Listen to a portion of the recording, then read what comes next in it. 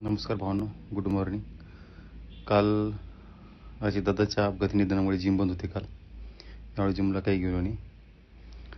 तर सकाळी सुरुवात बघू शकता, आज अभ्यासाने आपल्या जी रोजची असते ती सुरुवात झाली. त्यानंतर दिवसभर अभ्यास वगैरे केला, ज्यामध्ये प्रे आणि मेनचा अभ्यास वगैरे आपला कंटिन्यू चालू असतो. त्यानंतर जिममध्ये गेलो.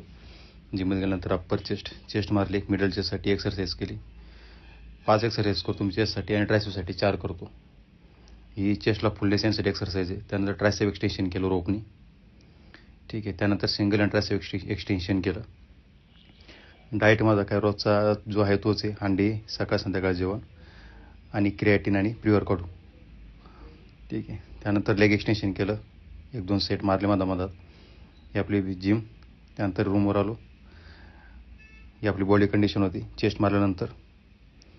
ठीक आहे. विषय काय माहिती आहे का, हाईट जास्त असल्यामुळे ना थोडं मसल मास यायला टाईम लागतो आहे, पण तरी जास्त जशी पाहिजे तशी इम्प्रूव्ह झाली नाही. तरी करूया आपण. यामध्ये बघू शकता ट्रायसेप आणि शोल्डर एक मसल सेपरेशन पण दिसून येते.